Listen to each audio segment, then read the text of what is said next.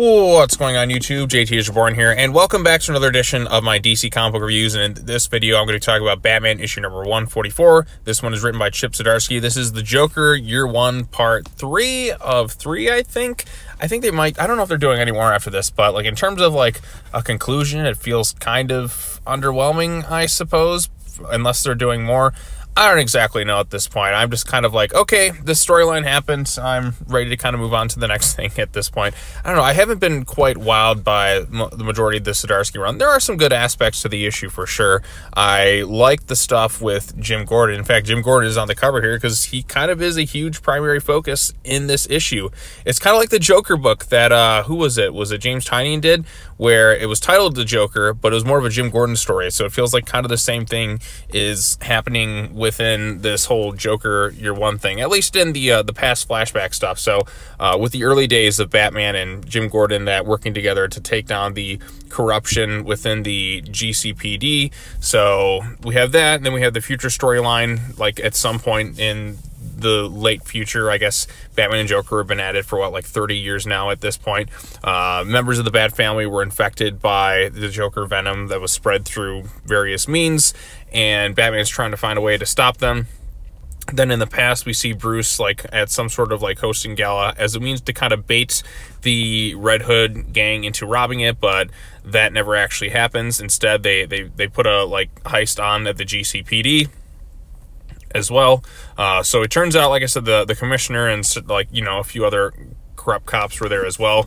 Joker's there on top of everything, and he kind of sabotages things. Gordon is able to kind of take down various like people who were kind of corrupt. So there's some strong character moments for Jim Gordon in this issue. The stuff in the future, like it ultimately like comes down to the Joker actually had the cure for this venom or whatever that's infected members of the Bat family, but just kind of did this whole thing for fun and doesn't actually want to kill Batman because he loves him.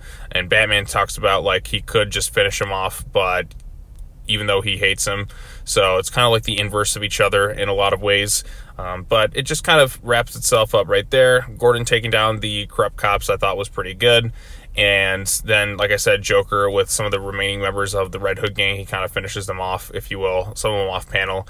And then in the future, Bruce kind of reunites with Selina, I suppose. And then ending of the issue is just kind of Joker taking out other Red Hood gang members, I suppose. And that's where the story sort of ends. So this is like what we got for our Joker Year 1, two kind of storylines that have very minimal kind of links to each other. I mean, the corrupt police commissioner's name is kind of like the connecting tissue from the Red Hood thing in the past to where it is at in the present. And it felt kind of loose, but like it kind of is there. I don't know. I feel like you really should have just stuck with the past stuff, because this is Joker Year 1. Why do we need like this future Joker stuff in here as well if it's a storyline called Year 1? I feel like it probably would have been better if you just had the focus on the past Joker stuff as opposed to the future stuff, because the future stuff has some good looking artwork, but other than that, nothing really all that wow factor or exciting with the story. And even then, my favorite aspect of the issue is the character moments for Jim Gordon. But other than that, this is just kind of an all-right storyline to me. I'm not sure how everyone else feels about it. It didn't really wow me or anything like that. And that's kind of been the case with a lot of the Zdarsky run. There's been some issues I've liked. I like the one with the shark repellent. I can't go wrong with that. Not really too into the whole Zero thing. But I feel like it could be a lot better. And I assume we're still going to be dealing with Zero stuff for quite a while now. So I don't know. Maybe I just want simple detective Batman stuff for a while. I've kind of just like lost interest in things. But you know what? This one isn't too bad, all things considered. Not the worst thing in existence, but nothing all that great. It's a storyline I'm probably going to forget.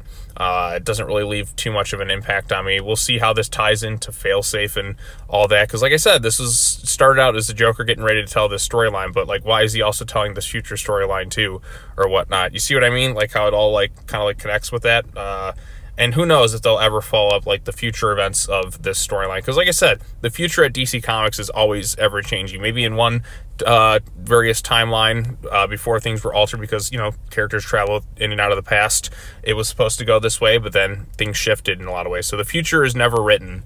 I think that's a saying that Doc Brown always says. So the stuff in the past, though, like I said, that all ties into continuity, I suppose, in some fashion. So, but yeah, like I said, if you're a Jim Gordon fan, he gets some good moments in here, but other than that, there's really not too much else worth like reading about in this issue.